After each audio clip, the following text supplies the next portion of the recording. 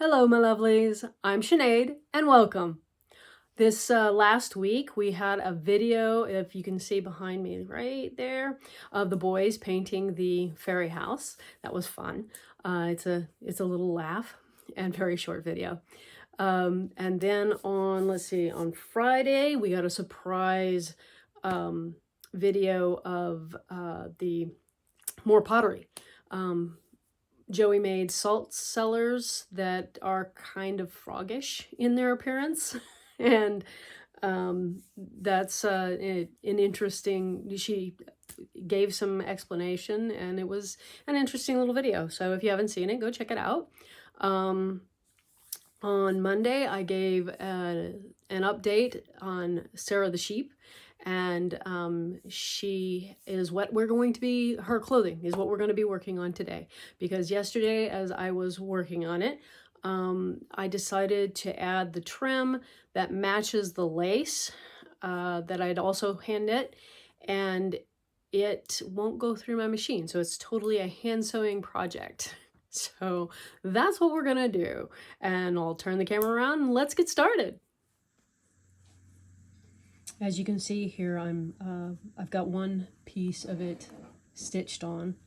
And I think I mentioned in the other video that I didn't know what I'd knit this up for. I couldn't remember.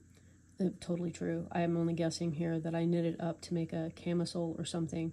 And I didn't know how to steek, I believe is the word. Use machine stitching over your knitting so that you can cut it.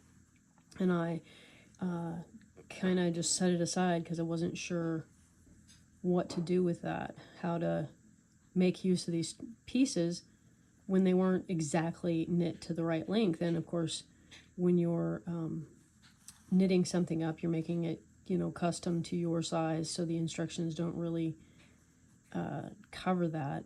And everybody's different, and then, in their tension and whatnot on the knitting. And so I wasn't certain about, getting it to the exact length and casting it off. And then after I blocked what I'd done, it was way too long and needed to be cut and stitched, or stitched and cut. And I it wasn't a method I even was aware of. I thought I was gonna just have to undo the, frog it out to the right length, and I don't know. I just kind of set it aside. And then I lost interest in having that piece of clothing. And I can't even tell you when that was, how many years ago, because I can't even place it in my mind. All I can tell you is that it was after I learned to knit, which means, I didn't learn to knit until I was in my 30s. So it was sometime after that. So I've drawn a line on here with heat erasable so that it stays straight, because I've already stuck the elastic in here, and I have trouble with straight lines. So I stuck the elastic in already, which makes everything kind of difficult to follow a proper straight line.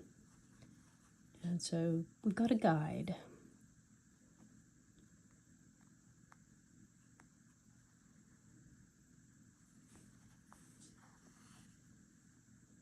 So I've been trying to come up with a design to embroider on the front of Sara's apron. She's going to have an apron that matches her bloomers, and I don't want it to just be plain organdy. I'd like it to be embellished in some way. And I'm debating over it because, maybe I should just go with the same little chicks here and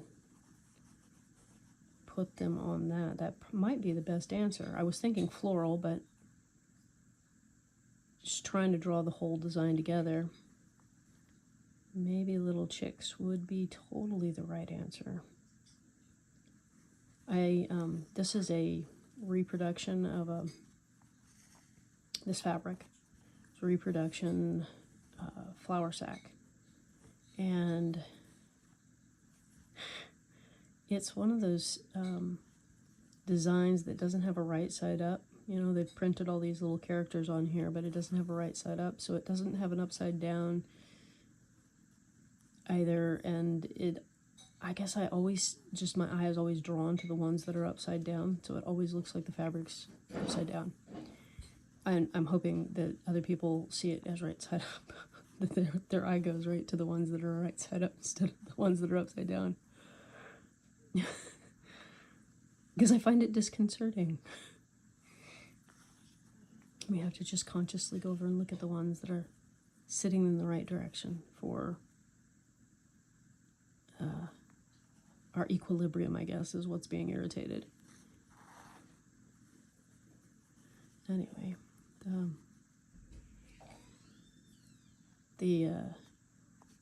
can't believe I'm sitting here and I had no idea whatsoever, and it's just came to me to use the chicks. Yeah, tell me if you think that's a bad idea, or if it's, you know, if it sounds like a great idea to you too. Okay, poking our finger under there. Radar's getting excited. I could hear him flopping around on the floor. Something, I don't know.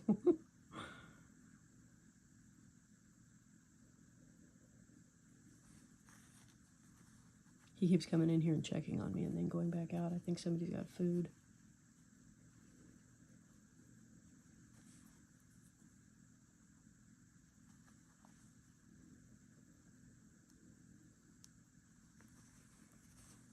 So how was your week? Have your projects been coming together the way you want them to?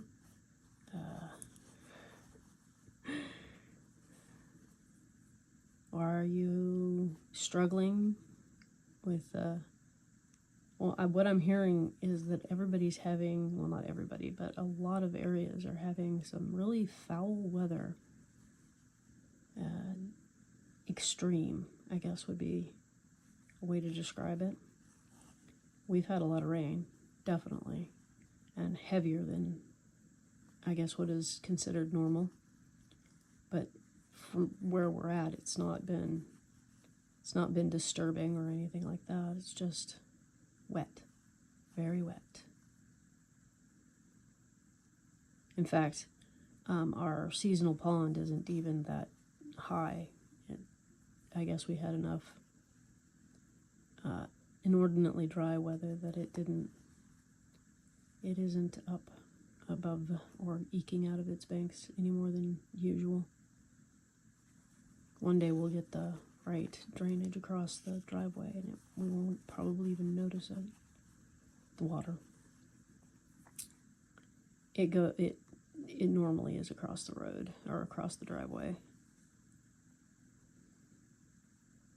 That's its standard position, I guess, until the weather gets really dry in the summer, which, I don't know. I think the first year we were out here was dry enough to dry it up for maybe a month. We may have gotten a month without water on the driveway. Is it wet or dry where you're at? Do you have drought conditions, which is one of the things I've heard? Or, I think I'm sewing over my gathering stitches, so I gotta fix that. Yeah, I was. Or do you have flood conditions?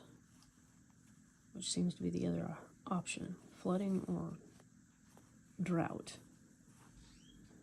Tornadoes. Do tornadoes always come with storms? With rainstorms? When I was a kid in Texas, they didn't, but every area has their formula, I guess. Maybe.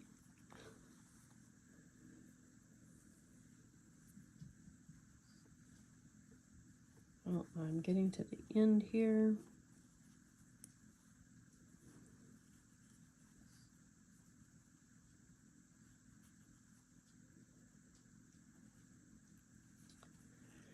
I am so tangled. It gets worse as you come down to the end. So what I'll do here, if I can get untangled from the thread, is once I've got the other side of this sewn, I'll run this part here through the machine so that I can cut it and then put the next piece on the other sleeve. And then we'll have it to the right length without a lot of waste. When I did it before, I cut it before I put it on, and not on this one so bad. That is sticking out there a ways. It'll have to be cut again, but I'm thinking that I'll sew up. It'll wait until I sew this seam, and then I'll cut it again. Anyway, where are we? Tangled again.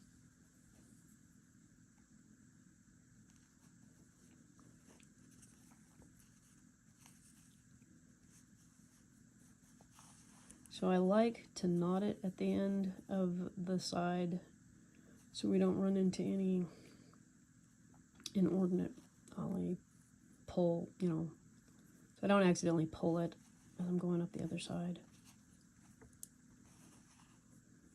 Cause puckering. Some of those stitches could have been shorter. Out there, not bad.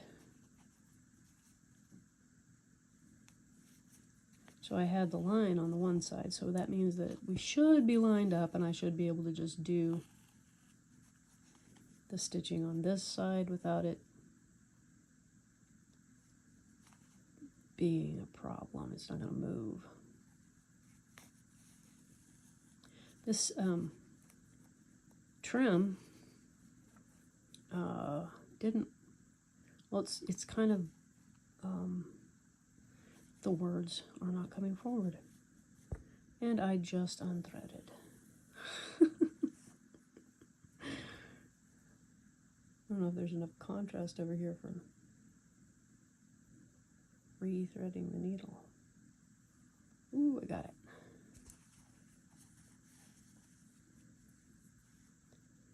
Well, whatever it was I was trying to say, I give. I don't know what it was. Okay. I went ahead and finished that in the interest of keeping this video from getting too long.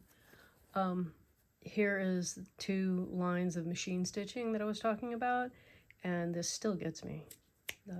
Being able to cut it off now. I'm always still afraid that I'm gonna have something come loose, but it hasn't, and it's fine. And then when I go to stitch up the seam, it'll be anchored there, and I'll be able to trim off what's sticking out here. But there we go. I got the trim on this sleeve. I hope you enjoyed our little chat, and I'll see you next week. Bye-bye.